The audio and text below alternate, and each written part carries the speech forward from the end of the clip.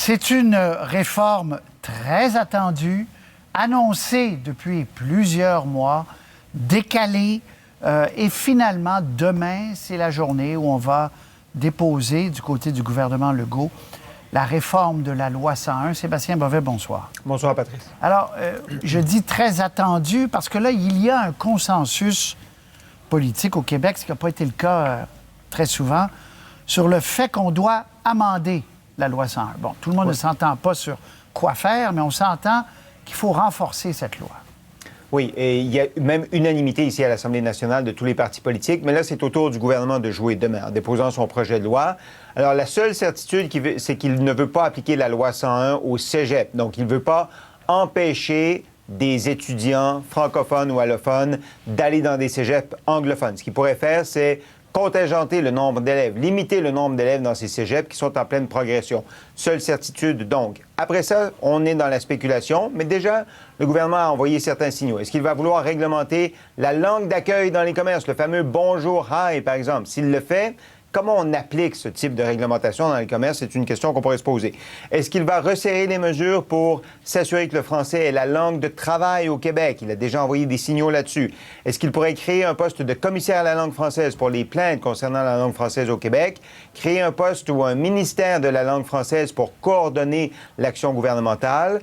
Enlever le statut de ville bilingue à certaines municipalités qui n'ont plus le nombre d'anglophones qui justifie un statut de ville bilingue, par exemple comme Dorval, Côte-Saint-Luc. Vous allez entendre le maire de Côte-Saint-Luc, qui est un peu inquiet de l'approche du gouvernement, la mairesse de Montréal, Valérie Plante, et Maxime Laporte du Mouvement Québec français qui dit « C'est bien beau d'avoir des mesures, mais encore faut-il se donner des objectifs à atteindre, comme pour la réduction de gaz à effet de serre. Par exemple, on a des objectifs à atteindre. » Écoutons 3 commentaires.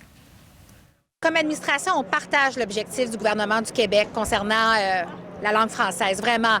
On est d'ailleurs la première administration municipale qui présente un plan d'action. Ça s'était jamais fait à Montréal parce qu'on reconnaît l'importance de préserver, de valoriser la langue française. On a hâte demain de voir qu'est-ce qu'il y a dans ce projet de loi-là, très spécifiquement, puis comment ça va s'appliquer. Le diable est dans les détails, mais sur le fond, l'objectif, on le partage. Pour nous, c'était clairement, en 1977, une entente pour toujours.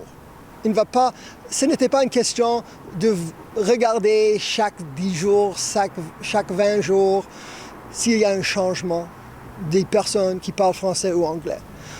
La position de tous les maires de l'Association des villes liées, c'est de ne pas toucher cette entente.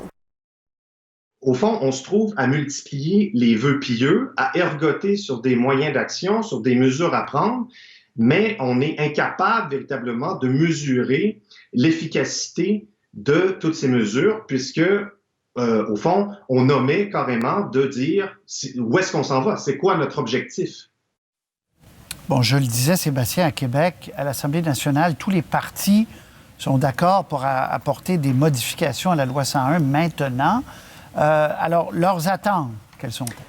Bien, vous faites bien de dire qu'il y a unanimité à l'Assemblée nationale. Le Parti libéral a présenté son plan, Québec solidaire a présenté son plan. Lundi, ce sera le Parti québécois et demain, évidemment, c'est le gouvernement. Donc, c'est sur les moyens qu'ils divergent d'opinion. Comment on renforce la langue française au Québec? Alors, leurs attentes aussi sont différentes vis-à-vis de l'action du gouvernement. Voici en une trentaine de secondes quel point de vue ils défendent.